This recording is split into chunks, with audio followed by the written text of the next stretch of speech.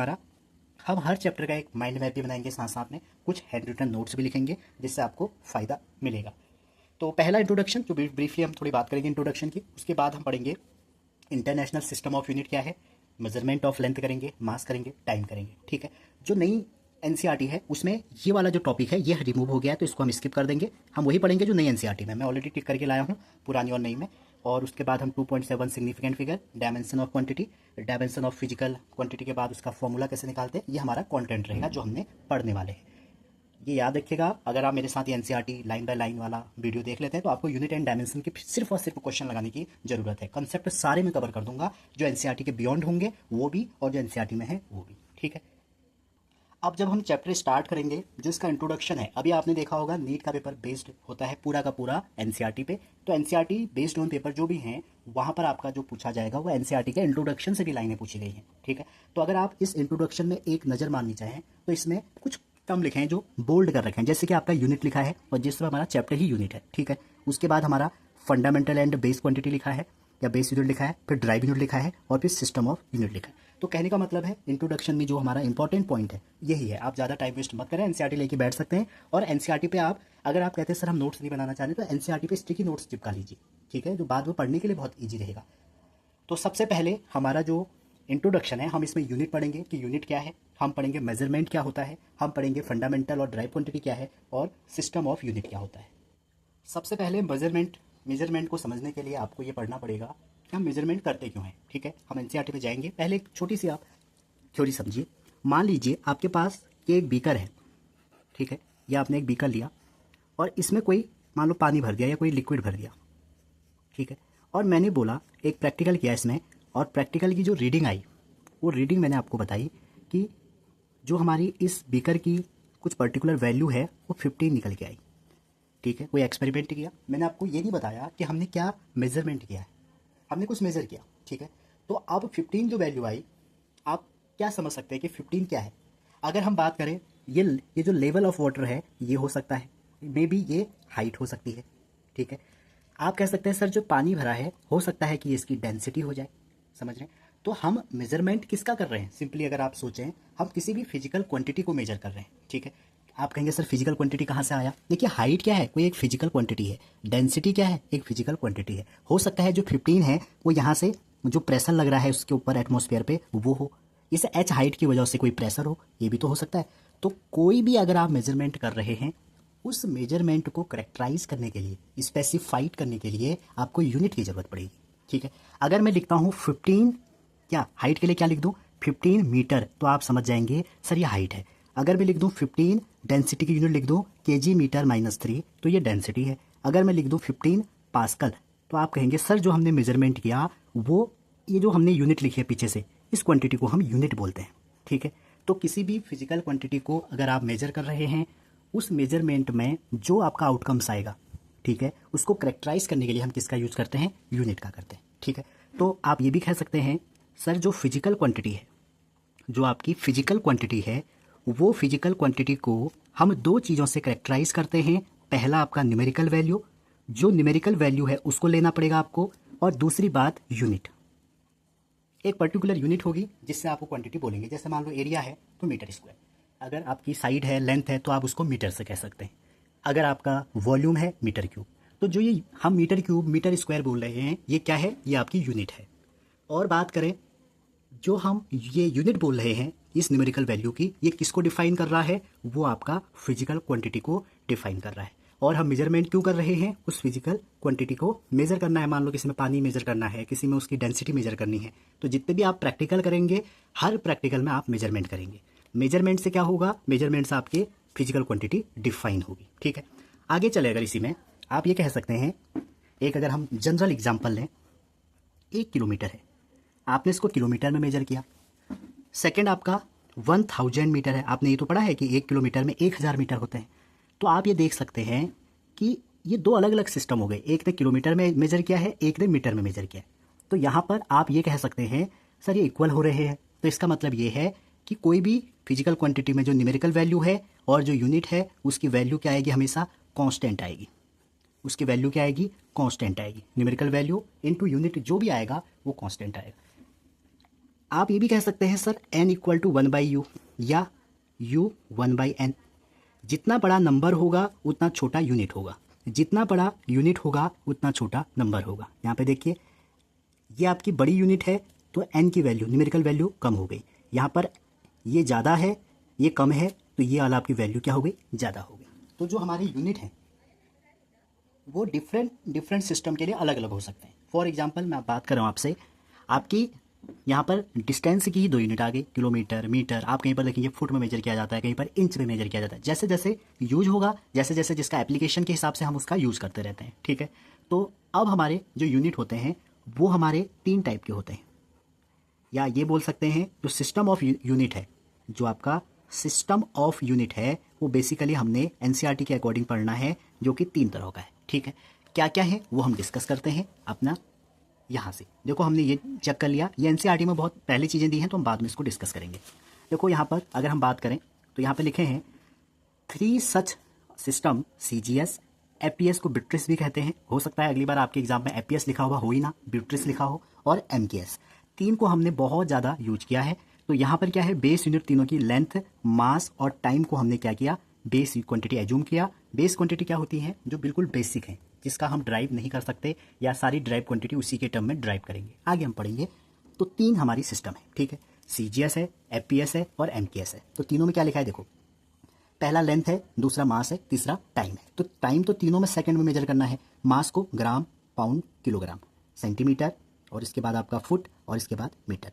तो कहने का मतलब क्या हो गया, जो हमने 3 सिस्टम पढ़े अभी, तीनों में हमने लेंथ, मास और टाइम 3 क्या ली हमने, बेस क्वांटिटी ली। क्वेश्चन आ सकता है कि हमारे इनमें कितनी क्वांटिटी बेस क्वांटिटी है। तो सबसे पहले क्या पढ़ा हमने, शॉर्ट नोट्स बनाते हुए चलें आप, CGS। दूसरा हमने क्या पढ़ा, FPS, इसको ही ब्रूटस सिस्टम कहते हैं। तीसरा हमने क्या पढ़ा, MKS, ठीक है। अब इन 3 क्वांटिटी में जो सीक्वेंस है, पहले हमने लेंथ को एज्यूम किया, बेस क्वांटिटी, दूसरे में मास को, तीसरे में टाइम को, और तीनों में कॉमन क्या है अगर आप देखें, सेकंड। इसमें भी सेकंड, इसमें भी सेकंड, इसमें भी सेकंड। पहला क्या है, लेंथ, तो लेंथ पहले में सेंटीमीटर, इसको स्मॉल बनाइएगा, दूसरे में फुट और तीसरे में मीटर। आगे चले अगर तो ये ग्राम है आपका, और ये पाउंड है आपका, और ये आपका केजी है। तो आप देखिए 3 डिफरेंट सिस्टम हमने पढ़ी। तो इन तीनों में हमारी जो बेस क्वांटिटी थी वो लेंथ, मास, टाइम थी, 3 थी। बस इसके अलावा हमने कोई भी ऐसी बेस क्वांटिटी को एज्यूम नहीं किया, ठीक है। तो हुआ क्या, देखिए सब अपने अपने हिसाब से करने लग जाएंगे। कोई CGS से मेजर करेगा, कोई एपीएस से मेजर करेगा, कोई MKS से करेगा, हो सकता है किसी ने कुछ और भी बना दिए हों, ठीक है। तो हमने क्या करना है बच्चों, हमने एक ऐसी कंबाइंड यूनिट बनानी है जो सबके लिए कॉमन हो, ठीक है। तो इन सबको हम ले तो सकते हैं, लेकिन सबके लिए कॉमन बनाते हैं, जिसको हम बोलते हैं SI सिस्टम। और SI सिस्टम हर जगह एक्सेप्टेड होगी, ठीक है। ये भी एक्सेप्टेड है, लेकिन SI जितने भी यूनिट होंगे आप SI में देखते हैं, ठीक है। कॉन्फ्रेंस हुई उसके अकॉर्डिंग SI सिस्टम हर जगह वैलिड होगी। NCERT में देखते हैं क्या लिखा है। अब आप देखिए यहाँ पे क्लियरली लिखा है, the system of unit which is at present internationally accepted for measurement is, ये आपका SI सिस्टम है, ठीक है। फ्रेंच में इंटरनेशनल की यूनिट है, जिसको हम एब्रीविएट करते हैं SI, ठीक। तो SI सिस्टम में जो हमारी यूनिट होगी वो हर जगह कंसिस्टेंट होगी, और सारी जो बुक होंगी वो SI सिस्टम को ही फॉलो करेंगे। ये आपका सेकंड पेज है, इसमें क्लियरली लिखा है, देखिए कह रहे हैं in SI there are 7 base quantity. अभी तक क्वेश्चन आ सकता है कि एपीएस, CGS, MKS में कितनी बेस क्वांटिटी थी, 3 थी, अब कितनी है, 7 है। उसके अलावा बिसाइड, इसके अलावा the base quantity there are 2 more unit, there are defined for plane angle, ठीक है, और दूसरा सॉलिड एंगल, ठीक। तो 7 बेस क्वांटिटी के अलावा 2 हमने सप्लीमेंट्री क्वांटिटी भी ड्राइव करी, जिसको हम एंगल में ही प्लेन एंगल और सॉलिड एंगल बोलते हैं, ठीक है। आगे क्या कह रहे हैं देखिए, आगे हम इसको देखें, अगर ये कह रहे हैं the unit of plane angle is radian, जो हमारी यूनिट है किसकी, प्लेन एंगल की जो यूनिट है वो रेडियन है, जिसका सिंबल है RAD, इसको रेडियन रीड करते हैं। और unit for solid angle is steradian, ठीक है, जिसको SR लिखते हैं, ठीक है। और both these are dimensionless quantity. अगर आप नीट के एस्पिरेंट हैं तो नीट 2023 में क्वेश्चन आया था, ठीक है। तो एंगल अगर आपको मैं बता दूं ऐसी क्वांटिटी है जिसका यूनिट होता है, डायमेंशन नहीं होता है।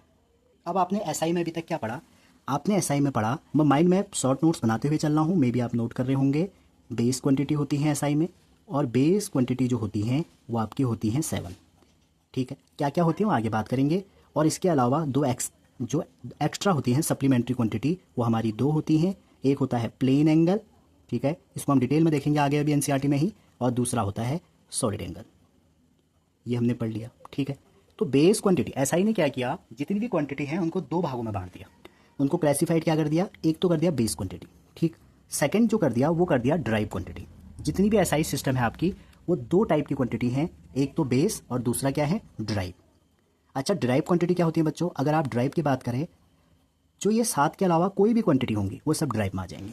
कहने का मतलब क्या है सर, कहने का मतलब ये है जैसे लेंथ आपकी क्या है, लेंथ आपकी बेस क्वांटिटी, अभी हम आगे टेबल देखेंगे, तो लेंथ के अलावा अगर कुछ और मिलता है जैसे एरिया मिलता है, वॉल्यूम मिलता है, ये सब ड्राइव आ जाएंगी।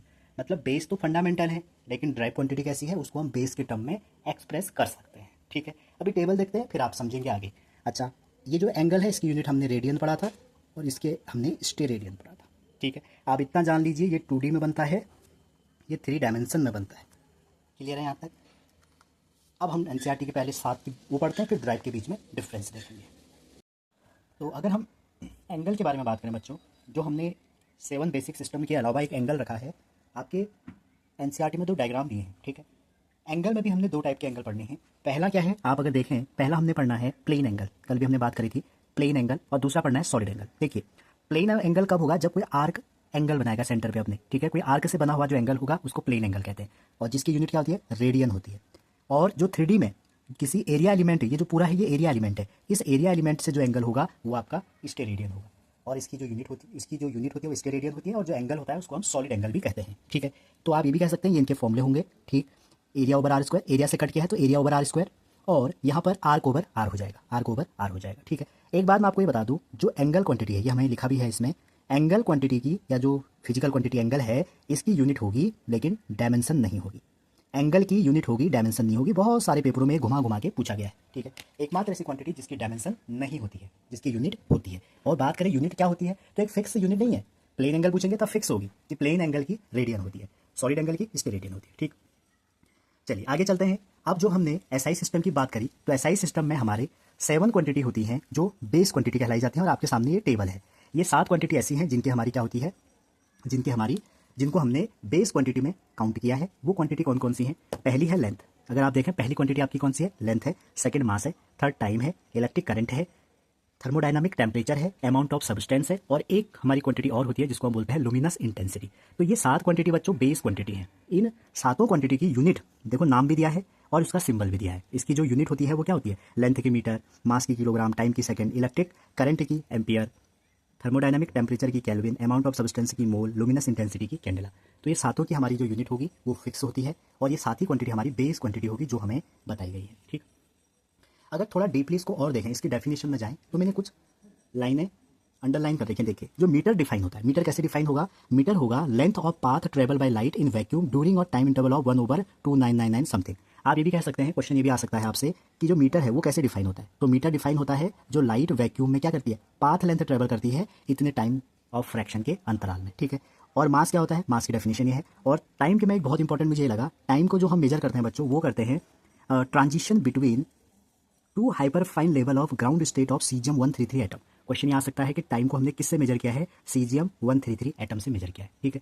ये जो इलेक्ट्रिक करंट है, अगर आप ड्रॉपर बच्चे हैं या क्लास 12 पढ़ चुके हैं तो आपने फोर्स बिटवीन 2 पैरेलल वायर पढ़ा होगा मैग्नेटिक में, तो वहां पर हमें कैलकुलेट करते हैं। तो इसमें ये बात ये ध्यान रखने की है, जो एम्पियर होता है, आपको एम्पियर आपका डिफाइन होता है, देखिए लिखा है यहाँ पे, 2 straight parallel conductor of infinite length of negligible circular cross section placed 1 metre apart. अगर आप 2 इनफाइनाइट कंडक्टर को 1 मीटर की दूरी पर रखें, कहाँ, वैक्यूम में, तो उसके बीच में अगर फोर्स कितना लग रहा है, 2 × 10⁻⁷, तो उसको हम 1 एम्पियर कहते हैं। क्वेश्चन कैसे बन सकता है, क्वेश्चन बन सकता है कि 2 कंडक्टर को अगर हम कितने मीटर की दूरी पर रखें तो फोर्स इतना बनेगा, ठीक है। या क्वेश्चन आ सकता है कि 1 एम्पियर में कितना फोर्स बनना चाहिए, समझ रहे हैं। तो ये बात आप ध्यान रखिएगा। और बाकी थर्मोडायनामिक जो हमारी टेम्परेचर है उसकी केल्विन होती है, और आपका अमाउंट ऑफ सब्सटेंस जो है मोल होती है, केमिस्ट्री में बहुत यूज होगा। और लुमिनस इंटेंसिटी हमारे ये ऑप्टिक्स में कह सकते हैं आप, ज़्यादातर वहाँ यूज होगा, या रेडिएशन में यूज होगा, इसकी कैंडेला होती है, और CD इसका शॉर्ट फॉर्म है। अच्छा जी, यहाँ पर आप एक बात और ध्यान रखिए, जो केल्विन होता है, केल्विन को डिसाइड किया जाता है ट्रिपल पॉइंट ऑफ वाटर से। अगर आप ड्रॉपर बच्चे हैं, पहले से पढ़ चुके हैं, तो आप मुझे कमेंट करके बताइएगा ट्रिपल पॉइंट क्या होता है, ठीक है। किसका, पानी का बताइएगा, CO2 का बताइएगा।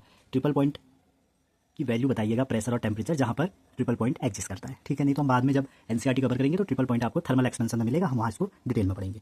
अब आप यहाँ से समझ गए होंगे कि जो SI में 7 बेस यूनिट लिखी हुई है भैया, ये जो 7 बेस यूनिट लिखी गई हैं, ये 7 बेस यूनिट कौन सी हैं, हमने भी पढ़ ली, लेंथ है, मास है, टाइम है। देखो ये 3 तो वही है पुरानी वाली, तीन और बाकी चार कौन सी है? करंट हो गई, टेम्परेचर हो गया, अमाउंट ऑफ सब्सटेंस हो गया और इलेक्ट्रिक या लुमिनस इंटेंसिटी हो गया। चार ही हो गई। तो कहने का मतलब ये है जो टोटल 7 हमारे पास हैं ये फंडामेंटल क्वांटिटी है। जितनी अदर क्वांटिटी है इनके अलावा वो सबके सब क्या कहलाई जाएंगी? ड्राइव क्वांटिटी कहलाई जाएंगी। ठीक है, तो अगर आपसे कोई डिफरेंस पूछे फंडामेंटल और ड्राइव में, आप बोल सकते हैं ड्राइव क्वांटिटी का कौन सी होंगी? Derived quantity are those which are express in terms of fundamental quantity. ठीक है, और फंडामेंटल तो बेसिक है, इसको हम किसी अदर क्वांटिटी के टर्म में एक्सप्रेस नहीं कर सकते। चलिए इसमें एक एग्जांपल लेते हैं। तो अगर मैं इसको आपको ब्रीफली समझाऊं एक बार और, देखिए बच्चों, अगर आप एज्यूम करते हैं कि जो लेंथ है आपकी, ठीक है, जो आपकी क्या है? लेंथ है, ये कैसी क्वांटिटी है? फंडामेंटल क्वांटिटी है। अगर लेंथ फंडामेंटल क्वांटिटी होगी तो आप कह सकते हैं कि अगर हम एरिया निकालें यहाँ से, लेंथ तो फंडामेंटल होगी, फंडामेंटल तो सर साथ ही होंगी चाहे कुछ भी हो जाए। एरिया क्या होता है? लेंथ इंटू ब्रेथ, मतलब लेंथ की 2 डायमेंशन बढ़ा दें तो एरिया मिलेगा। तो ये कैसी क्वांटिटी होगी? ड्राइव होगी। आप ये भी कह सकते हैं सर जो वॉल्यूम आता है वो लेंथ के 3 पावर से आता है, तो ये कैसा होगा? ड्राइव होगा। तो कहने का मतलब है जितनी भी फंडामेंटल क्वांटिटी है वहीं से आप क्या करेंगे? ड्राइव क्वांटिटी के टर्म में एक्सप्रेस करेंगे। आप अगर कहें सर मास हमको पता है, मास कैसी क्वांटिटी है? फंडामेंटल क्वांटिटी है, बेस क्वांटिटी भी कह सकते हैं इसको। तो अगर मैं मास को कोई अदर फॉर्मूला मान लो जी से, एक्सेलरेशन ड्यू टू ग्रेविटी से इंटू करता हूँ तो क्या बन गई? वेट बन गया। तो आप ये भी कह सकते हैं सर वेट कैसी क्वांटिटी हो जाएगी? ड्राइव हो जाएगी। समझ रहे हैं? तो जितनी भी फंडामेंटल क्वांटिटी है कोई भी ऐसी क्वांटिटी नहीं होगी जिसको हम फंडामेंटल के टर्म में एक्सप्रेस नहीं कर सकते। ठीक है, ड्राइव क्वांटिटी वो हो गई जो फंडामेंटल के टर्म में हम एक्सप्रेस कर सकते हैं, जिसका हम फॉर्मूला ड्राइव कर सकते हैं। ठीक है, चलिए आगे चलते हैं। अब ये एनसीईआरटी में कुछ टेबल है, एक टेबल दी है जो जनरल यूज के लिए हमें यूज़ करनी है। जैसे आपको बहुत कॉमन सेंस से पता है मिनट का क्या होता है? 60 सेकंड। घंटे का कितना होता है? 1 घंटे में 60 मिनट। ठीक है, तो 1 मिनट में 60 सेकंड, तो हमने फिर इसको इंटू कर लिया। एक दिन में कितना होता है? 24 घंटे। तो 24 घंटे में अगर सेकंड पूछेंगे तो पहले आप 24 घंटे में मिनट देखेंगे, फिर मिनट को सेकंड में बदलेंगे तो इतना आ गया। एक साल में ये हो गया, एक ईयर में ये हो गया, ये सब हम निकाल सकते हैं। ठीक है, लीटर, 1 लीटर में ये बन गया, टन आपका 1000 का हो गया, कैरेट हो गया आपका, बार हो गया, क्यूरी हो गया, क्विंटल हो गया, बर्न हो गया। ठीक है, ये सारी जो क्वांटिटी है हमारी, ये सारी हमारी कुछ जनरल यूज़ हम आगे पढ़ते जाएंगे, निकलते जाएगा। ठीक है, ये आपको पता होना चाहिए। एक मैं आपको थोड़ा डिग्री वाला बता देता हूँ जो बहुत यूज होता है। देखो डिग्री और रेडियन जो भी हम बात कर रहे हैं, मैथमेटिक्स वाले स्टूडेंट इसको ज़्यादा समझ पाएंगे। अगर हम डिग्री और रेडियन की बात करें, जो हमारा सर्कल है, टोटल सर्कल हमारा जो एंगल बनाएगा वो बनाता है 360 का। ठीक है, मान लीजिए ये एक सर्कल है। ठीक है, तो अगर हम इस पूरा एंगल देखें, ये 4 क्वाड बन गए तो 90 90 90 कितने बन गए? सारे 360 बन गया। तो 360 को हम क्या लिख सकते हैं? 360 को हम लिख सकते हैं, 360 डिग्री को 2 पाई रेडियन। ये बात आप ध्यान रखिएगा। ठीक है, क्योंकि अब आपको एंगल को डिग्री में नहीं रेडियन में लाना पड़ेगा। तो जब 360 को आप 2 पाई रेडियन लिख सकते हैं तो आप यहाँ से कह सकते हैं सर 1 डिग्री में 2 पाई बाई 360 रेडियन हो जाएगा। ठीक है, या आप इसको सॉल्व करते हैं तो 1 डिग्री बराबर कितना हो जाएगा? Pi over 180 radian. तो ये फॉर्मूला हो गया रेडियन और डिग्री के रिलेशन जो भी आएंगे आप इससे उसको सॉल्व कर सकते हैं। ठीक है, अच्छा जी आगे चलें। अगर हम इसमें ही 1 डिग्री में कितने मिनट होते हैं? 60 मिनट। तो मिनट को एक डंडे से दिखाते हैं। ठीक है, और अगर आप यहाँ से कैलकुलेट करते हैं इसको, इस 1 मिनट हो गया। ठीक है, 1 डिग्री में 60 मिनट हो गए। ठीक, और 1 मिनट में अगर आप देखें, 1 मिनट में कितने होते हैं? 60 सेकंड होते हैं। क्लियर है यहाँ तक? अब जब आपको इसको यूज़ करना होगा तो जो हमारा 1 डिग्री की वैल्यू है, जो इस पूरे की वैल्यू है, वो पाई की वैल्यू आप रख के देख लीजिए, वो निकल के आएगी 1.745 10⁻² रेडियन। तो आप ये भी कह सकते हैं 60 मिनट इसके बराबर होगा। जब इसको आप सॉल्व करेंगे तो ये वैल्यू आएगी। तो 1 डिग्री की वैल्यू किसके बराबर है? 1 डिग्री में 60 मिनट, तो 60 मिनट इसके बराबर हो जाएंगे। तो 60 मिनट अगर इसके बराबर होंगे तो 60 सेकंड किसके बराबर होंगे? यहाँ से आप क्या निकाल लीजिए? 1 बार निकाल लीजिए। ठीक है, तो यहाँ से जब इसको आप रिवर्स करके सॉल्व करेंगे तो यहाँ से 1 मिनट की वैल्यू कितनी आ जाएगी? अपॉन करके जब सॉल्व करेंगे लगभग 2.9 10⁻⁻4 निकल के आती है। ठीक है, तो इसी तरह जब आपने ये निकाला तो अब आप यहाँ से क्या निकाल दें? 1 सेकंड की वैल्यू निकाल दें तो आ जाएगा 4.84 10⁻⁻4 रेडियन। ये डायरेक्ट पूछा जाता है कई बार एग्जाम में, इसको आप देख लीजिएगा, ये 2 वैल्यू। ठीक है, क्लियर है? यहाँ तक सिंपल है, ज़्यादा समझना नहीं है। फॉर्मूले से हमने कैलकुलेट किया, इसकी वैल्यू यहाँ रखी तो 1 की वैल्यू निकाल ली, सिमिलरली यहाँ से 1 की वैल्यू निकाल के वैल्यू पुट कर ली। ठीक है, तो ये कुछ प्रैक्टिकल यूनिट है जो आपको आनी चाहिए। अब बच्चों इसमें एरर वाला पार्ट पूरा का पूरा रिड्यूस हो गया है, लेकिन सिग्निफिकेंट फिगर अभी रखा है। तो क्वेश्चन क्या कह रहे हैं? देखिए अब आगे जो टॉपिक है हमारा वो है सिग्निफिकेंट फिगर। हमने यूनिट पढ़ ली क्या होती है सिग्निफिकेंट फिगर। क्या कह रहा? Every measurement involve error. देखो हर एक मेजरमेंट में एरर हो सकता है। जैसे आपने नोट नहीं किया, मान लो 7.8 आया, आपने 7.9 नोट कर लिया। मे भी ऐसा हो सकता है बच्चों कि आप जैसे पेंडुलम का एक्सपेरिमेंट कर रहे हैं और हवा चल गई, कुछ एक एक्सटर्नल कुछ ऐसे कॉजेज हो गए जिससे आपकी रीडिंग फ्लक्चुएट हो गई। तो हर एक मेजरमेंट ये कहते हैं कि उसमें क्या होगा? एरर होगा। तो आगे कह रहे हैं दस the result of measurement should be reported in a way that indicate the precision of measurement.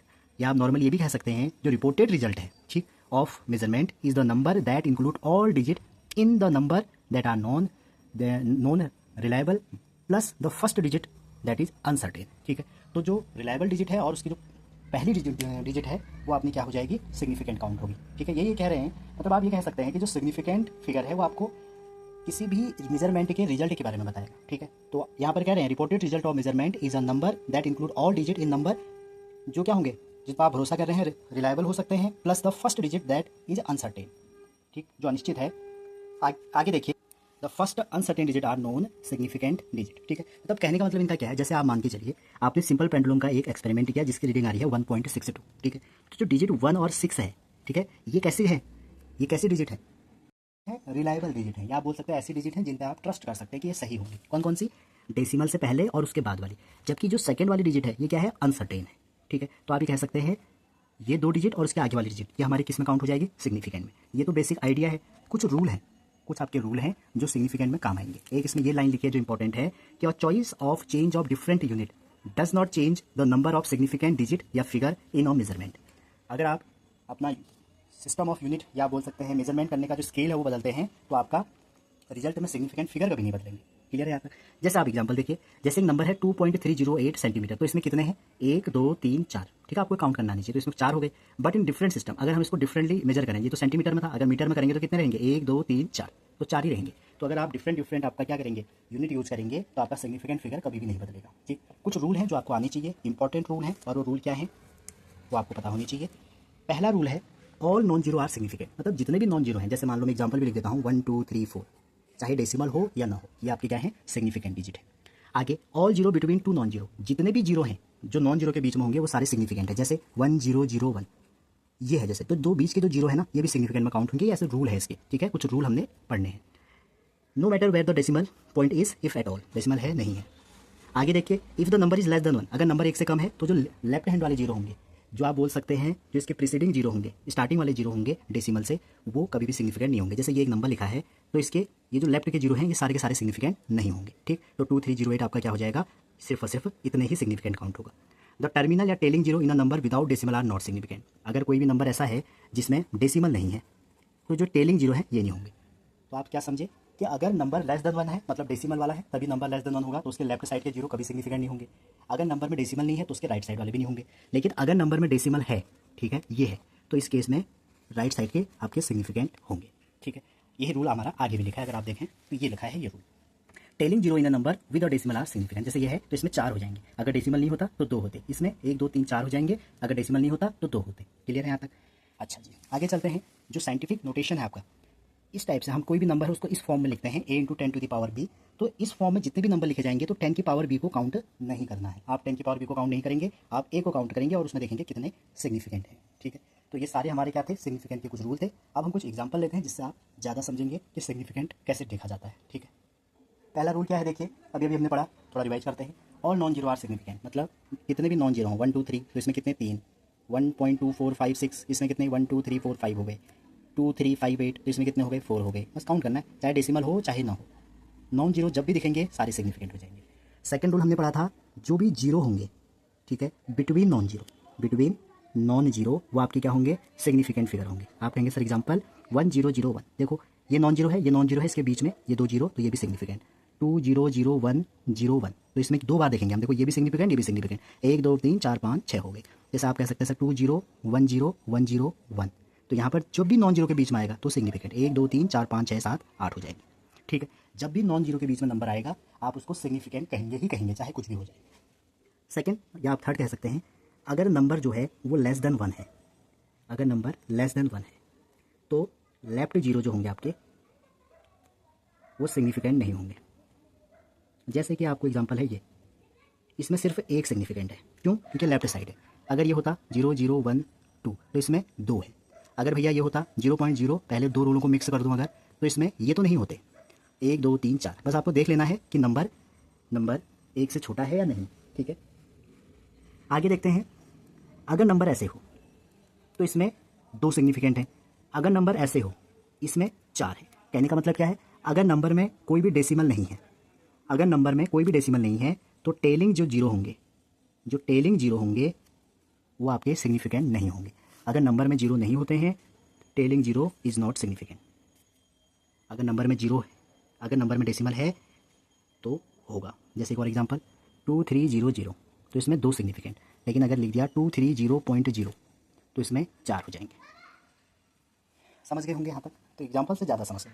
ये जो कंसेप्ट है आप एग्जाम्पल से ज़्यादा समझेंगे, ठीक है। अब थोड़ा मिक्स करते हैं। देखिए मान लीजिए मैं लिखता हूँ 23001 और इसको ये लिख लेता हूँ। तो अभी मिक्स कर दिया मैंने क्वेश्चन। देखो नंबर जीरो से तो छोटा है तो ये दो नहीं होंगे, ये होंगे। देखो नंबर नॉन जीरो के बीच में जब भी जीरो आएगा सिग्निफिकेंट होंगे, तो इसमें कितने हो जाएंगे, 4 हो जाएंगे। अगर मान लो नंबर है 2300608.01 तो इसमें कोई दिक्कत ही नहीं है। देखो 2 4 6 8 और एक 9 हो जाएंगे। अगर नंबर है 0.002, ठीक है। अब लेफ्ट साइड के तो जीरो नहीं है, ये कब होगा, जब नंबर 1 से छोटा है। अगर यहाँ भी 1 हो गया तो यहाँ पे रूल कौन सा लग जाएगा, रूल लग जाएगा सेकंड वाला। तो यहाँ पे 1 2 3 4 5 हो जाएंगे। तो ध्यान ये रखना है आपको, अगर सारे नॉन जीरो हैं तो सारे सिग्निफिकेंट हो जाएंगे। अगर दो नॉन जीरो के बीच में जीरो है तब आपके वो भी सिग्निफिकेंट हो जाएंगे। नंबर 1 से छोटा है तो लेफ्ट वाले जीरो नहीं होंगे, ठीक है। मान लो नंबर ऐसे है 10100, तो आप यहाँ पे देख सकते हैं कि 101 ये तो 3 दिख ही रहे हैं, ये अब नहीं होंगे। क्यों नहीं होंगे, डेसिमल नहीं है। इसी क्वेश्चन में अगर डेसिमल होता तो फिर ये भी होते, 1 2 3 4 5 हो जाते, ठीक है। तो ये सिग्निफिकेंट फिगर के कुछ एग्जाम्पल हैं जो आपको आने चाहिए। अब जो साइंटिफिक नोटेशन मैंने आपको बताया, मान लो मैंने लिखा आपसे 23 × 10⁻23, तो आपको इस 10 की पावर को काउंट करना ही नहीं है। तो कितने सिग्निफिकेंट हो गए, सिर्फ और सिर्फ 2 हो गए। अगर मैं लिखता हूँ, यहीं पर लिख लेते हैं 1001 × 10⁻−16, तो इसको आपको काउंट नहीं करना है। आप इसको करेंगे सिर्फ इसको।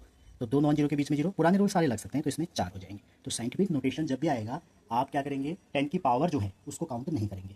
क्लियर है यहाँ तक? अच्छा जी, एक बात अभी हमने और देखी थी कि अगर आप डिफरेंट यूनिट यूज़ करते हैं, अगर आप डिफरेंट यूनिट यूज़ करते हैं तो उससे भी कोई फ़र्क नहीं पड़ेगा। जैसे आपने देखा, क्या देखा आपने कि 1 किलोमीटर है, तो 1 किलोमीटर में कितने सिग्निफिकेंट, 1 हो गए। आपने कहा 1000 मीटर, 1 किलोमीटर में 1000 मीटर, इसमें भी कितने होंगे, 1, क्योंकि डेसिमल ही नहीं है। समझ रहे ना? तो ये ध्यान रखना आप। क्वेश्चन ये बन सकता है, ये अच्छा क्वेश्चन है, क्या different system of unit use करने पे सिग्निफिकेंट फिगर अफेक्ट कर सकता है, तो नहीं कर सकता, ठीक है। तो ये सिग्निफिकेंट फिगर का रूल था जो मैंने आपको बताया। अब आगे चलते हैं। सिग्निफिकेंट रूल पढ़ने के बाद अब है कुछ एलिमेंट्री जो हमारे ऑपरेशंस होते हैं वो सिग्निफिकेंट फिगर के साथ कैसे करेंगे। अभी रिसेंटली जेईई नीट में बहुत क्वेश्चन ऐसे पूछे गए हैं।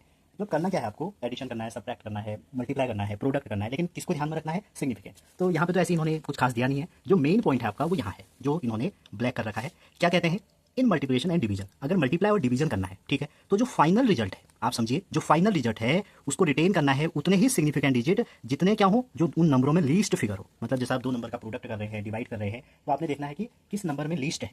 जहां पर लीस्ट सिग्निफिकेंट फिगर होंगे वही आपका आंसर हो, उतने ही आपने फाइनल रिजल्ट में रखना है। और एडिशन और सब्ट्रैक्ट में क्या कर रहे हैं, देखिए, the final result should retain as many decimal place as are there in number with least decimal place. देखिए दोनों डिफरेंस है। जो पहला वाला है, जो मल्टीप्लाई और डिवीजन है, उसमें आपने क्या करना है, नंबर में देखना है कि लीस्ट जितने हैं उतने ही आपने फाइनल रिजल्ट में देख रखना है। लेकिन एडिशन और सब्ट्रैक्ट में क्या करना है, आपने डेसिमल के बाद देखना है, ठीक है। आप ऐसे नहीं समझेंगे इनको, अगर मैं एग्जांपल दूं तो आप जल्दी समझेंगे। जैसे एडिशन है, अभी एडिशन है आपके पास, मैंने ऑलरेडी करके रखा है, टाइम बचेगा थोड़ा मेरा। अब देखो एडिशन करना सभी को आता होगा, अगर नहीं आता है तो छोटे भाइयों से पूछो कि डेसिमल वाला एडिशन कैसे करते हैं, ठीक है। तो मान लो एडिशन है, ये भी एडिशन है। अब आप क्या करेंगे, डेसिमल के बाद देखेंगे कि कितने सिग्निफिकेंट फिगर है। तो आप देखिए डेसिमल के बाद कितने हैं, इस नंबर में 3 है, यहाँ पे देखिए इसमें 2 है, और इसमें कितने हैं, 1 है, ठीक है। एक में 3 है, एक में 2 है और एक में 1 है। तो आपका जो फाइनल रिजल्ट होगा वो डेसिमल के बाद सबसे लीस्ट, तो लीस्ट कितना है, 1 है, तो 4.4 इसका आंसर होगा।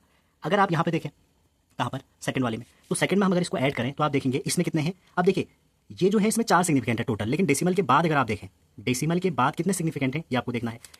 तो यहाँ पर कितने हो जाएंगे डेसिमल के बाद, 3 हो जाएंगे, क्योंकि टोटल नंबर में काउंट करोगे तो ये सिग्निफिकेंट हो जाएंगे 0। और यहाँ पे कितने होंगे, और यहाँ पे सिर्फ और सिर्फ 1 होगा। तो यहाँ पर जो आंसर हो जाएगा वो 1.0 हो जाएगा, ठीक है। अच्छा, सब्ट्रैक्ट पे भी सेम है, हमने इसको सब्ट्रैक्ट कर दिया। अब आप देखिए डेसिमल के बाद, मैं बार बार कह रहा हूँ, डेसिमल के बाद इसमें कितने हैं, 3 हैं, इसमें कितने हैं, 1 है। तो फाइनल रिजल्ट में कितना आएगा, लीस्ट नंबर। तो डेसिमल के बाद लीस्ट कितना है, 2 है। समझ रहे हैं? इसमें देखते हैं, ये भी सब्ट्रैक्ट किया है, करके रखा है आराम से। तो आप इसको देखेंगे, डेसिमल के बाद कितने हैं, डेसिमल के बाद 4 है, ठीक है। और इसमें कितने हैं, 2 है, तो बचेंगे कितने लास्ट में, सिर्फ 2, ठीक है। तो डेसिमल के बाद आपको नंबर काउंट करने हैं, जितने आपके सिग्निफिकेंट फिगर होंगे वही देखेंगे। अब हम चलते हैं मल्टीप्लाई और डिवीजन में। मल्टीप्लाई और डिवीजन में ओवरऑल नंबर में देखना है। जैसे ये है, इसमें ओवरऑल कितने हैं, 2 हैं, इसमें ओवरऑल कितने हैं, 3 है, ठीक है। एक में 2 है, एक में 3 है, तो फाइनल आंसर में कितने होने चाहिए, ओवरऑल में 2 होने चाहिए। तो यहाँ पर ये 3 है ना, तो इसमें से जो आंसर होगा वो 1.8 होगा, ठीक है। लेफ्ट, या आप बोल सकते हैं राइट की तरफ, लेफ्ट से राइट की तरफ आप नंबर को लिखेंगे। इसमें कितने हैं, 3 है, टोटल 3 है, इसमें कितने हैं, 2 है, इसमें कितने, 2 है, तो आंसर खुद ही 2 आ रहा है, तो हमने 2 ही रख लिया। सेम डिवीजन में देखते हैं अगर, तो इसमें कितने हैं, इसमें है आपके 2, इसमें कितने हैं, 1 2 3 4। अब आप देखिए यहाँ 4 है, यहाँ 2 है, तो जो हमारा इसमें सिग्निफिकेंट फिगर होंगे टोटल कितने होंगे, 2 होंगे। तो टोटल कितना आ जाएगा आंसर, 0.44। यहाँ पे देखिए 1 2 3 4, ऊपर है 4 न्यूमरेटर में, यहाँ पर है 1, ठीक है। तो टोटल आंसर में कितना आएगा, आंसर आएगा सिर्फ और सिर्फ, यहाँ पर कितना लिखेंगे आंसर बताइए, या आप कॉमेंट करिएगा मेरे को, ठीक है। कितना लिखना चाहिए यहाँ पर आंसर, क्लियर है यहाँ तक? तो चलो कॉमेंट क्या ही करेंगे आप, 0.3 हो जाएगा, ठीक है। तो ऐसे हम चेक करते हैं किसी भी एलिमेंट्री ऑपरेशन में कितने सिग्निफिकेंट होने चाहिए, ठीक है। तो एक बार रिपीट कर लेते हैं। अगर आपके पास मल्टीप्लिकेशन और डिवीजन है तो आप फाइनल नंबर में उतने ही सिग्निफिकेंट रखेंगे जितने ओरिजिनल नंबर में लिस्ट है। आपको देखना पड़ेगा लिस्ट कहाँ पर आ रहा है। एडिशन सब्ट्रैक्ट में आपको डेसिमल के बाद लिस्ट देखने, जैसे डिवाइड किया है, ठीक है। तो इसका आंसर जो भी आया होगा, आप देखिए 1 2 3 4, 4 ऊपर है, 1 2 3, तो आंसर में 3 ही आएंगे, देखो, क्योंकि 4 और 3 में लिस्ट क्या है, 3 है, समझिए ना। चलिए आगे देखिए, जैसे इन्होंने माइनस किया है, इसमें कितने हैं 1 2 3, इसमें कितने हैं 1 2 3, तो आंसर में भी 3 आनी चाहिए, देखो। अब इसमें देखिए, जब आप इसको सॉल्व कर रहे हैं तो कितना आ रहा है 0.003 आ रहा है, तो इसका जो आंसर है, ठीक है, तो डेसिमल के बाद 3 आना चाहिए, ठीक। तो जब आप डिफरेंस करें तो आंसर आ कितना रहा है एक्चुअल में 3 × 10⁻³ तो ये क्या कह रहे हैं देखिए, note that we should not use the rule 1 applicable for multiplication and division. जो पहला वाला रूल है हम इस पे नहीं लगाएंगे, ठीक है, ये बात आपको ध्यान रखना है। अब आप यहाँ पे ये भी सोच सकते हैं, देखिए इन्होंने एक एडिशन का भी एग्जांपल दिया है, ये नंबर और ये नंबर को ऐड किया है, ठीक है, तीनों को ऐड किया है, तो आप देखिए डेसिमल के बाद कितने 2, डेसिमल के बाद 1, डेसिमल के बाद 3, तो आप देखिए ये पूरा आंसर आया, तो हम डेसिमल के बाद सिर्फ कितना रख सकते हैं 1 रख सकते हैं, तो फाइनल आंसर ये है। अब आप यहाँ पे सोच रहे होंगे सर इसमें 3 सिग्निफिकेंट है, इसमें भी 3 है, तो ये आपका ये बन गया, ठीक है, तो इसमें 3 तो नहीं आए, इसमें तो एक ही है ना, तो देखो बच्चों इसको हम ऐसे भी तो लिख सकते हैं ना 3.00, तो ये 3 ही तो हो गए, समझ रहे हैं, यही इन्होंने यहाँ पे लिखा है, देखिए as the result of example addition and इतना कितना 3.00 लिख दिया इन्होंने। या आप अपने मन से तो हम 3.00 बना सकते हैं ना, तो 3 ही आएंगे। अगर मान लीजिए कभी एग्जाम में क्वेश्चन आया, इसमें 2 जीरो बना दिया, 1 बना दिया, 3 बना दिया, 4 बना दिया, तो आपको 3 ही रखना है, क्लियर है, और इससे इसके वैल्यू में कोई चेंज नहीं आएगा। तो एक बार रिपीट कर लें, जब भी आसान भाषा में सीखते हैं मल्टीप्लाई और डिवीजन करेंगे, हम नंबर को देखेंगे, उसमें लीस्ट सिग्निफिकेंट जितने भी होंगे पूरे नंबर में वही हम आंसर में रखेंगे। और एडिशन और सब्ट्रैक्ट में हम क्या करेंगे, डेसिमल के बाद देखेंगे कि लिस्ट क्या है, ठीक है, और डेसिमल के बाद जितने लिस्ट होंगे वही हम आंसर में डेसिमल के बाद उतने बढ़ा देंगे, डेसिमल से पहले हम कोई चेंज नहीं करेंगे एडिशन और सब्ट्रैक्ट में। क्लियर है यहाँ तक? बेसिक जानिए, आप एनसीईआरटी लाइन बाय लाइन पढ़ रहे हैं। अब है राउंड ऑफ करना।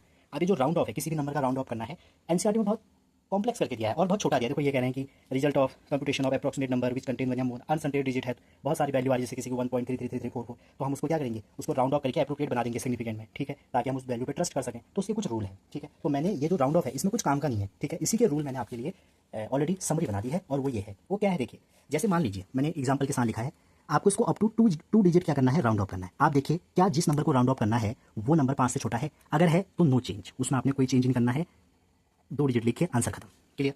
अगर हम इसे भी अप टू 3 प्लेस करना चाह रहे हैं, मान लीजिए, तो अप टू 3 मतलब 1 2 3 यहाँ पहुंचे, ठीक है, तो जब ये हमारा अप टू 3 प्लेस है, 1 2 3 यहाँ पहुंचे, आप देखिए क्या ये नंबर, ठीक, ये नंबर हमारा जिसको हम क्या कर रहे हैं, ये 4 है ना, इस 4 के बाद हम ये देखेंगे जो फॉलोइंग डिजिट है इसकी वो क्या है, ये 5 से क्या है, छोटी है, तो हम इसमें कोई चेंज नहीं करेंगे। यहाँ देखिए जो इसको फॉलो कर रही है वो 5 से ज़्यादा है, ठीक है, हमें यहाँ तक करना है, हम उसके नेक्स्ट वाला देखेंगे कि वो 5 से ज़्यादा है या कम है, और ये वाली डिजिट क्या है, 5 से आपकी ज़्यादा है, तो इसको हम 1 बढ़ा देंगे।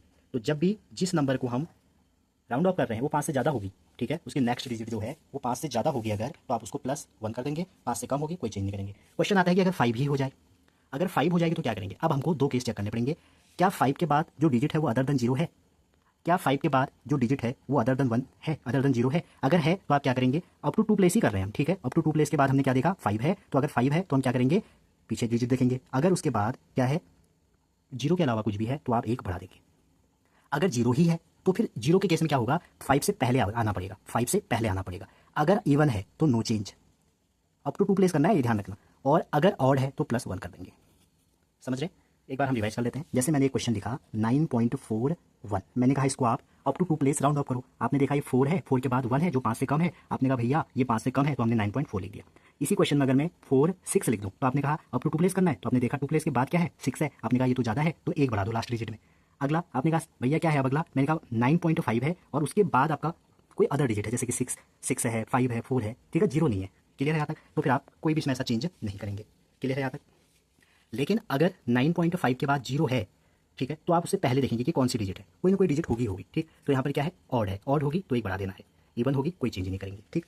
अगर नॉन टर्मिनेटिंग टाइप सीरीज हो जाए, जैसे आप देखते हैं 1/3 को सॉल्व करके क्या आता है, 1/3 को सॉल्व करके 3.33 आता है, तो ऐसे केस में हमारा कोई ऐसा रूल नहीं होगा, हम जितना प्लेस दिया है उतना ही ले लेंगे, अप टू 2 प्लेस करेंगे डेसिमल के बाद तो इतना आंसर हो जाएगा, ठीक है। तो ये राउंड ऑफ के रूल थे हमारे।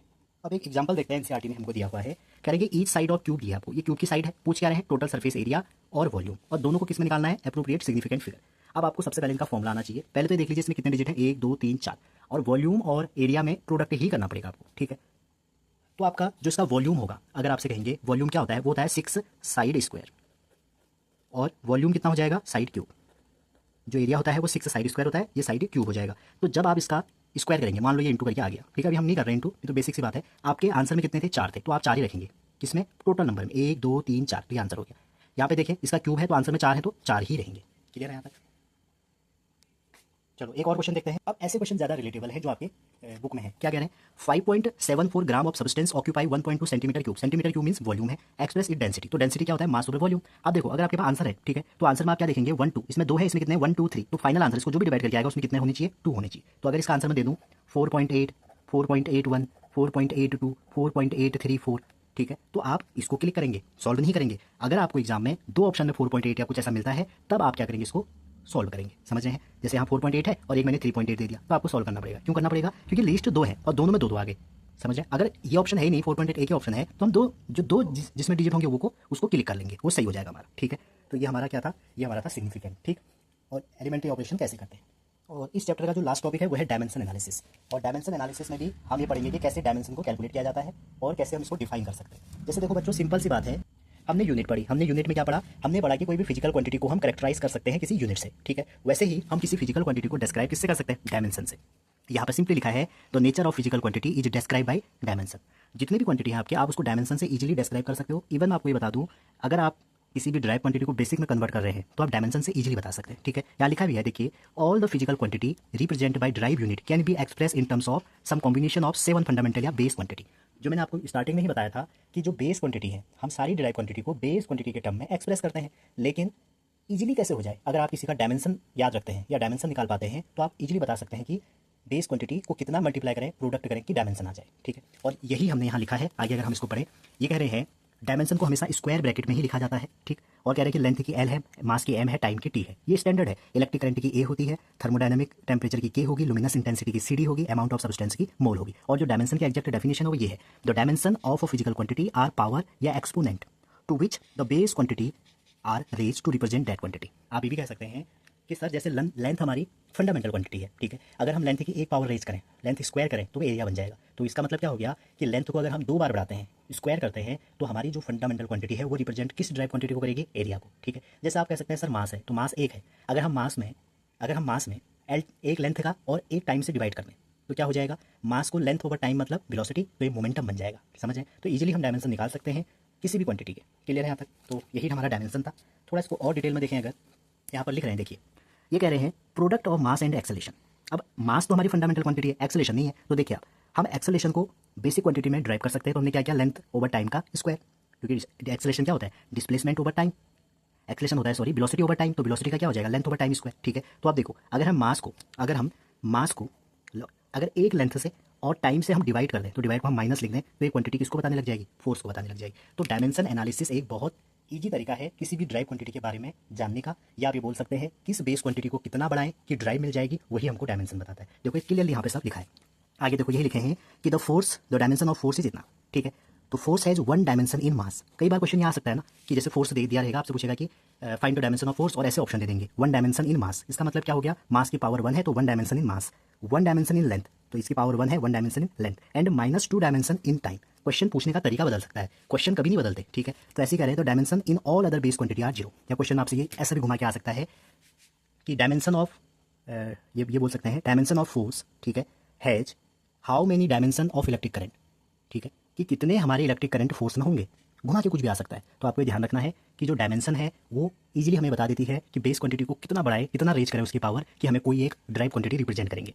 दूसरा एक क्वेश्चन लोगों या बच्चों के मन में या किसी के भी मन में आ सकता है, क्या डायमेंशन एनालिसिस में मास, लेंथ और टाइम के टर्म में ही लिखना जरूरी है? क्या कंपलसरी है कि हम सारी डायमेंशन को एमएलटी के फॉर्म में लिखें? तो बच्चों एक्चुअली ऐसा होता है कि मैकेनिक्स में जितनी भी प्रॉब्लम है वो सॉल्व हो जाती है मास, लेंथ और टाइम से, इसीलिए हम सारी डायमेंशन एमएलटी के फॉर्म में लिखते हैं। ये बिल्कुल जरूरी नहीं है कि आप डायमेंशन को मास, लेंथ, टाइम में ही लिखें। समझ रहे हैं? आप किसी रैंडम कोई 3 क्वांटिटी को बेस क्वांटिटी एज्यूम करके किसी भी ड्राइव क्वांटिटी को बना सकते हैं। समझ रहे हैं? आगे जब मैं इस एनसीईआरटी के बाद एक मास्टर वीडियो बनाऊंगा जिसमें मैं अलग अलग टाइप के क्वेश्चन बताऊंगा जो एग्जाम में पूछे जा रहे हैं आजकल, तो वहां पर आप देखेंगे कि क्वेश्चन कैसे पूछा जाता है। समझ रहे हैं? तो ये जरूरी नहीं है कि सारी डायमेंशन एमएलटी के फॉर्म में ही हो। अगर हम किसी जैसे एनर्जी वॉल्यूम टेम्परेचर या एनर्जी वेलोसिटी टेम्परेचर को फंडामेंटल मान लें तो हम फोर्स को इसके टर्म में भी एक्सप्रेस कर सकते हैं। एमएलटी के टर्म में हम इसलिए करते हैं क्योंकि मैकेनिक्स में सारी प्रॉब्लम, जितनी भी प्रॉब्लम है, मास, लेंथ, टाइम के ही रिस्पेक्ट में सॉल्व हो जाती है। ठीक है, अब हम कुछ एग्जाम्पल सीखते हैं पहले। ठीक है, एनसीईआरटी पढ़ने का मतलब यह है कि आपने एनसीईआरटी को पूरा अपने अंदर रखना है। तो एनसीईआरटी थोड़ा सा हम कुछ क्वेश्चन या कुछ एग्जाम्पल सीखते हैं जिससे आपका ये और क्लियर होगा। ठीक है। तो अब बात आती है बच्चों डायमेंशन निकालने की। तो सबसे पहले आपको ये डायमेंशन पता होनी चाहिए, जो एसआई सिस्टम है हमारा, 7 बेस क्वांटिटी है, इनकी डायमेंशन आनी चाहिए। और बहुत ईजी है, लेंथ की जब भी आपको डायमेंशन लिखनी होगी तो आप एल से लिखेंगे स्क्वायर ब्रैकेट के अंदर, ठीक है। मास की आप एम लिखेंगे, टाइम की आप टी लिखेंगे, ठीक है। इलेक्ट्रिक करंट की आप ए लिखेंगे, टेम्परेचर की आप के लिखेंगे, और कहीं कहीं पर थीटा भी लिखा रहता है, लेकिन जेई में के ही मिलेगा या नीट में के ही मिलेगा, या कोई भी एग्जाम हो एनसीईआरटी के हिसाब से अगर देखें तो के मिलेगा। और यहाँ पर मोल लिखेंगे, और यहाँ पे कैंडला का सीडी लिखेंगे, ठीक है। ये फिक्स है, ये आपको याद होनी चाहिए। अब इसके अलावा आपको और क्या याद होनी चाहिए जिससे आप जल्दी डायमेंशन निकालें। मैं ये नहीं कह रहा हूँ आप सबकी डायमेंशन याद कर लो, लेकिन आपको कुछ डायमेंशन पता होनी चाहिए जिससे आपका कैलकुलेशन फास्ट हो जाए। जैसे मैं आपको बताऊँ, जैसे है वेलोसिटी। देखो, जो आपकी वेलोसिटी की डायमेंशन होती है, ठीक है, वही आपकी स्पीड की होती है।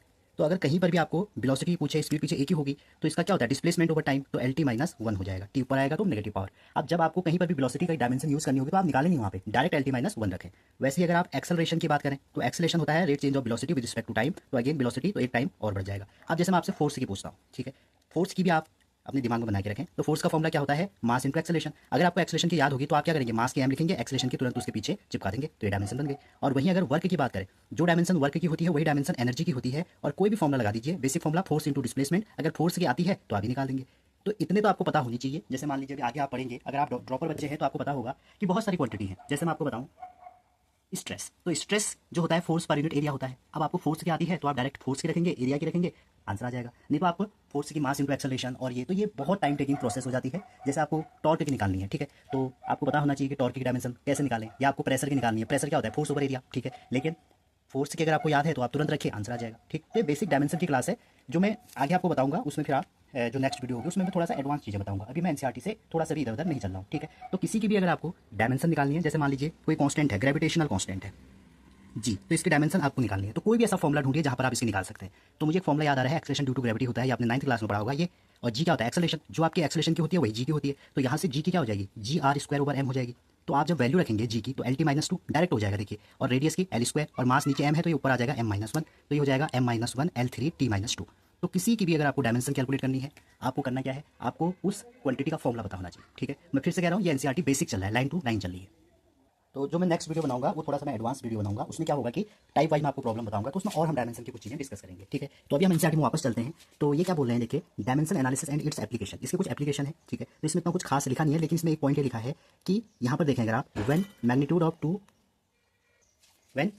ऑफ टू या मोर फिजिकल क्वांटिटी, अगर आप दो या दो से अधिक फिजिकल क्वांटिटी को क्या करते हैं, मल्टीप्लाई करते हैं, their unit should be treated in the same manner as ordinary algebraic symbol, ठीक है। मतलब ये कह रहे हैं कि जो आपके मैग्नीट्यूड है दो या दो से ज्यादा फिजिकल क्वांटिटी आपने मल्टीप्लाई किया, तो उसकी जो यूनिट होगी वो एक सिंगल मैनर में आप यूज कर सकते हैं। जैसे मैं आपको बताऊं, आपने इक्वेशन ऑफ मोशन पढ़ा होगा, v equal to u plus at. तो हमने एक्सेलेरेशन और टाइम को जब इंटू किया तो एक्सेलेरेशन और टाइम मिलकर क्या बना रहे हैं, वेलोसिटी बना रहे हैं, ठीक है। तो एक यूनिट बनाएगी फाइनली। आगे क्या करें, we can cancel identical unit in the numerator and denominator. अगर किसी भी न्यूमरेटर डिनोमिनेटर में आइडेंटिकल है, जैसे मास है, लेंथ है, तो कैंसिल हो जाएगा, आप पावर से भी सॉल्व कर सकते हैं। और the same is true for dimension of a physical quantity. तो जो आपका नंबर के लिए होता था, जैसे आपने कहा 2 की पावर 5 अपॉन 2 की पावर 5, तो कैंसिल हो जाता था। वैसे डायमेंशन में अगर l की पावर 2 है और डिनोमिनेटर में भी l की पावर 2 है तो दोनों कैंसिल हो जाएंगे। आगे कहते हैं, similarly physical quantity represent bye symbol on both side of mathematical equation must have same dimension. बच्चों, इसी को बोलते हैं प्रिंसिपल ऑफ होमोजेनिटी, ठीक है। तो प्रिंसिपल ऑफ होमोजेनिटी क्या कहता है कि जब दो क्वांटिटी जिनकी, या दो आप टर्म बोल सकते हैं जिनकी डायमेंशन सेम है या डायमेंशन फॉर्मूला सेम है, उसी को आप क्या कर सकते हैं, ऐड कर सकते हैं, या आप उसी को आप सब्ट्रैक्ट कर सकते हैं। कहने का मतलब यह है कि लेफ्ट हैंड और राइट हैंड की डायमेंशन सेम होनी चाहिए। Let us take one example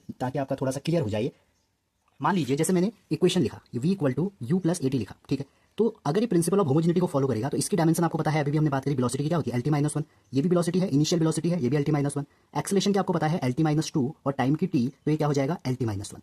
तो आप ये देख सकते हैं जो डायमेंशन लेफ्ट हैंड की है वही डायमेंशन राइट हैंड की है। तो कहने का मतलब क्या है, ये क्वेश्चन सही है। अगर कोई क्वेश्चन डायमेंशनली करेक्ट है तो करेक्ट होगी, अगर कोई क्वेश्चन डायमेंशनली करेक्ट नहीं है तो वो करेक्ट नहीं हो सकती, ठीक है। कहने का मतलब है किसी भी क्वेश्चन को सही होने के लिए डायमेंशन उसकी दोनों तरफ सेम होनी चाहिए। क्लियर यहाँ तक? चलिए आगे चलते हैं।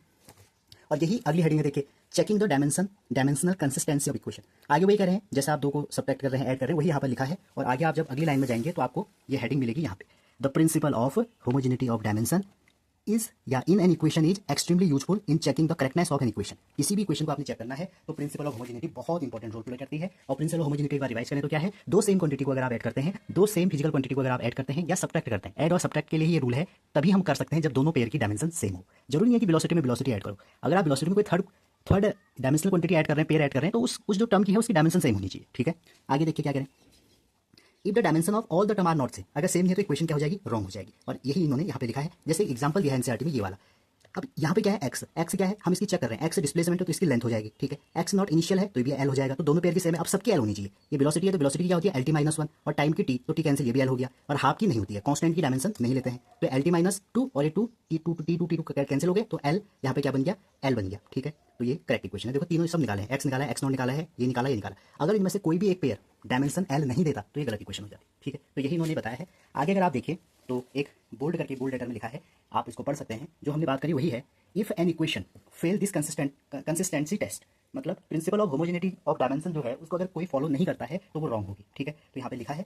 आगे हम बढ़ते हैं, जैसे ये इक्वेशन है, हमने इसमें डायमेंशनली हम इसको प्रूव करना चाह रहे हैं कि सही है गलत है, तो हम क्या करेंगे दोनों साइड की डायमेंशन लेंगे, कोई भी कांस्टेंट हो जाए, हाफ है, पाई है, इनकी डायमेंशन नहीं होती, नंबर से जितने भी हैं। तो मास की क्या हो जाएगी एम हो जाएगी, देखो एम लिखा है।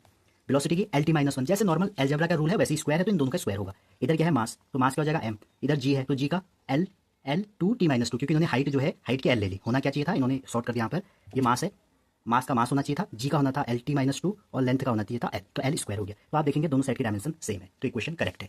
आगे अगर इंटेक्स क्वेश्चन 1 चलें, ये हमें ये क्वेश्चन दिया है, इसमें हमें चेक करना है कि क्या है काइनेटिक एनर्जी। काइनेटिक एनर्जी की डायमेंशन वही होगी जो एनर्जी की होगी, पोटेंशियल एनर्जी की वही होगी जो एनर्जी की होगी। तो हमने यहाँ पर काइनेटिक एनर्जी की ले ली। अब ये हाफ की नहीं होगी, बस आपको ये देखना है कि दोनों साइड डायमेंशन के पेयर की जो डायमेंशन है वो सेम आ रही है नहीं आ रही है, तो इसको आप चेक करिएगा घर में, सेम क्वेश्चन है। अगर आप एकेडमिक 11th-12th की बात करें तो 11th-12th में हमारा ये क्वेश्चन बहुत बार स्कूल लेवल में पूछा जाता है। तीसरा एप्लीकेशन है deduce relation among the physical quantity. जैसे आपको कोई नया फॉर्मुला बनाना है, आपको लेंथ दी है, टाइम दिया है, जैसे इसी क्वेश्चन में देखें उन्होंने सिंपल पेंडुलम दिया है और बोला गया है कि उसका जो टाइम पीरियड है वो लेंथ पे, ग्रेविटी पे और मास पे डिपेंड कर रहा है, तो टाइम पीरियड का फॉर्मुला बताओ। तो करना कुछ नहीं है, जितनी क्वांटिटी दी है उन तीनों का एक रिलेशन बनाना है। तो हमने एज्यूम कर लिया कि इसकी पावर एक्स, इसकी पावर वाई, इसकी पावर जेड, आप पी क्यू आर ले लो, कुछ भी ले लो, ठीक। एक्स वाई जेड क्यों लिया, क्योंकि डायमेंशन का जो हमारा डेफिनेशन है वो यही है कि हम किसी बेस क्वांटिटी को कितना बढ़ाएं कि वो डिराइव क्वांटिटी को डिफाइन करने लग जाए। तो एल जी और एम को हम कितना बढ़ाएं कि वो टाइम पीरियड को रिप्रेजेंट करने लग जाए। अब इसकी डायमेंशन रखिए टी की, तो टी की डायमेंशन रखेंगे तो ये आ जाएगा एम और एल जीरो जीरो लिख लिया, कंपेयर करना पड़ेगा अभी हमें। तो ये कांस्टेंट है, इसकी डायमेंशन नहीं होगी, एल की एल हो जाएगी, जी की L T minus two M. यहाँ एक्स वाई जेड एक एक पावर बना लेंगे एमएलटी की, दोनों साइड कंपेयर करेंगे। तो दोनों साइड जब कंपेयर करेंगे तो यहाँ से 0 1 ये, तो यहाँ से जब हम इसको सॉल्व करेंगे, देखिए एक्स प्लस वाई क्या है 0, तो मतलब x equal to minus y आ गया। यहाँ पर वाई कितना आ रहा है, वाई आ रहा है माइनस का हाफ और जेड आ रहा है 0। तो अगर वाई माइनस हाफ है तो यहाँ पर एक्स कितना हो जाएगा प्लस का हाफ। तो जो हमारा फॉर्मुला है जो एक्स वाई जेड है वो यहाँ पर रख देंगे। तो टाइम पीरियड इन्होंने लिखा है यहाँ पे, टाइम पीरियड का फॉर्मुला क्या हो जाएगा, देखिए के ऐसी रहेगा, एल की पावर एक्स तो रूट एल हो जाएगा, क्योंकि किसी की पावर अगर हाफ होती है तो मतलब रूट है, जी की पावर वाई तो वाई हमारा हाफ है तो ये हो जाएगा अपॉन में, क्योंकि माइनस का मतलब हम नीचे भेज देंगे तो पॉजिटिव में हो जाएगा, और जेड हमारा 0 है तो उसकी पावर कैंसिल होगी। तो इसीलिए आपने देखा होगा ये फॉर्मुला कई बार आपको ऐसे मिलेगा और आगे आप पढ़ेंगे अपनी बुक में। तो ये फॉर्मुला आपका किसका है, सिंपल पेंडुलम के टाइम पीरियड का। तो जब भी आपको कभी भी कोई नया रिलेशन बनाना है, आपको उस इस पे डिपेंड कर रहा है, बेस क्वांटिटी दी है तो आप उसकी पावर रेज कर लीजिए एक्स वाई जेड, कुछ वेरिएबल ले लीजिए, दोनों साइड जिस क्वांटिटी को रिप्रेजेंट कर रहा है आप उसको कंपेयर करिए, आंसर आ जाएगा, ठीक है। चलिए नेक्स्ट चलते हैं। तो लास्ट में देखिए वही इन्होंने T equal to L by G लिखा है, और फिर ये जो कांस्टेंट है ये 2 पाई रूट एल बाई जी हो गया। ये कि आप सोचेंगे कि कहाँ से आए, तो एक्सपेरिमेंटली कैलकुलेट कर लिया जाता है, ठीक है। तो डायमेंशन एनालिसिस के बच्चों यही आपका एक लिमिटेशन मान सकते हैं कि ये कांस्टेंट की डायमेंशन बताता ही नहीं है, ये बोल देता है कि सारे कांस्टेंट, सारे ट्रिग्नोमेट्री, सारे लॉगरिथम, एक्सपोनेंशियल फंक्शन हमारे डायमेंशनलेस होते हैं। कैसे होते हैं, क्यों होते हैं, कोई बात नहीं करता है, पहली बात। दूसरा, डायमेंशन फॉर्मुला यूनिक नहीं है। यूनिक मतलब आप ये कह सकते हैं, देखो वेलोसिटी की भी एल टी माइनस वन है, स्पीड की भी एल टी माइनस वन है। जैसे आपने देखा होगा एक यूनिक होता है जैसे ग्रेविटेशनल कांस्टेंट है, यूनिवर्सल कांस्टेंट है, तो उसकी वैल्यू एक फिक्स है। लेकिन यहाँ पर ऐसा नहीं है, यहाँ पर डायमेंशन अलग अलग क्वांटिटी का सेम है, तो ये यूनिक नहीं है, ठीक है। अभी जैसा आपने वेरिएबल देखा, ये 2 3 अगर आते हैं, 3 पैरामीटर तक तो सही है, लेकिन 3 से ज़्यादा है तो कॉम्प्लिकेटेड हो जाता है, ये कैलकुलेट नहीं हो पाता। क्लियर है यहाँ तक। एक बार हम समरी में चलते हैं इसकी जल्दी से, क्योंकि जे में समरी से क्वेश्चन आ जाते हैं, समरी जरूर पढ़ना है आपने। तो कह रहे हैं कि फिजिक्स ये तो कुछ ऐसा काम का है नहीं, आपको बताइए। यहाँ पे देखिए each base quantity is defined in terms of certain basic, सारी क्वांटिटी जो बेस क्वांटिटी बेसिक में कर रहे हैं, और arbitrary chosen but properly standardize reference system called at unit, जो हम बात कर चुके हैं और यूनिट के बारे में उन्होंने बता दिया है। आगे करें other physical quantity derive from base can be express a combination of base, जो क्वांटिटी बेस से डिराइव की जाती है, कॉम्बिनेशन ऑफ बेस है, उसी को हम क्या बोलते हैं, डिराइव क्वांटिटी, डिराइव यूनिट, ठीक। आगे करें एसआई के बारे में बता रहे हैं, जो एसआई सिस्टम है उसमें 7 बेस क्वांटिटी होती है, एट प्रेजेंट हमारी 7 एक्सेप्टेड है और 2 सप्लीमेंट्री इन्होंने नहीं बताया है। आगे देखते हैं the SI unit are use all physical measurement for both base and derive quantity obtain from them, ठीक है। तो ये उन्होंने नॉर्मली कहा है the SI unit have well defined internationally accepted unit symbol, इसीलिए हमने डिफाइन किया, क्योंकि देखो बहुत सारे सिस्टम हो जाएंगे ना, सीजीएस है, एमकेएस है, एपीएस है, तो एक हमने ऐसा सिस्टम बनाया जिसको सारे लोग अडॉप्ट करें, तो वही हमारा एसआई है, तो सारी क्वांटिटी इसी में लिखते हैं। आगे करें फिजिकल, अगला पॉइंट है 7 फिजिकल मेजरमेंट आर यूजुअली, ये भी ऐसी है, कोई खास पॉइंट नहीं है इसमें, और सर्टेन जनरल की भी यही है, in computing the physical drive quantity involve direct, तो ये इसमें यही है, कोई खास पॉइंट इसमें है नहीं, बस एक 12 पॉइंट जो है वो थोड़ा ठीक है, कभी एक्सेप्शन रीजन में आ जाते हैं। The dimension of base quantity and combination of these dimensions describe the nature of physical quantity. Dimension analysis can also use to check the dimensional consistency of equation, जो हमने देख लिया, deduce relation between physical quantity and आगे ये लिखा है, ये बहुत इंपॉर्टेंट लाइन है, कई बार एग्जाम में आ जाती है। और dimensionally correct consistent equation need not be actually an exact correct equation, but dimensionally wrong या inconsistent equation must be wrong, इसी को घुमा के दे दिया जाता है, ठीक है। कहने का मतलब क्या है, आसान भाषा में समझिए, कोई भी इक्वेशन अगर डायमेंशनली कंसिस्टेंट है तो वो हमेशा करेक्ट होगी, अगर वो डायमेंशनली इनकंसिस्टेंट है तो करेक्ट नहीं होगी। तो बच्चों ये था हमारा आपका पहला चैप्टर का एनसीईआरटी लाइन बाय लाइन। अब इसके बाद हम एक ऐसी वीडियो बनाएंगे जिसमें टाइप वाइज हम चीज़ें डिस्कस करेंगे कि ये तो एक एनसीईआरटी रीडिंग है, क्योंकि कई बार ऐसा होता है जब हम तैयारी कर रहे होते हैं तो हमें ये लगता है कि हम एनसीईआरटी छोड़ दिए हैं, कहीं दिक्कत तो नहीं हो जाएगी, कुछ टॉपिक ऐसे कुछ पॉइंट ऐसे जो एनसीईआरटी से आ जाए, तो उसके लिए वीडियो है, ठीक है। या जेई नीट एस्पिरेंट जो है हमारे, उनके लिए वीडियो है। लेकिन अगर आप बात करें जिसका एग्जाम एनसीईआरटी बेसिस हो रहा है, उन सब के लिए वीडियो आ जाएगी। फिर आजकल एग्जाम सारे एनसीईआरटी से आ रहे हैं, तो एनसीईआरटी से आप इसको कवर कर सकते हैं। अगली वीडियो जो होगी कुछ ऐसी होगी जिससे आपको इस चैप्टर को पढ़ने में थोड़ा और मजा आएगा कि कैसे इसको हमने अच्छे से स्मार्टली डील करना है, ठीक है। उसके बाद हम इसकी एक्सरसाइज करेंगे और एनसीईआरटी एग्जाम्पल की एक्सरसाइज करेंगे, ठीक है। चलिए मिलते हैं अगली वीडियो में, तब तक अपना ध्यान रख के पढ़ते रहिए। All the best.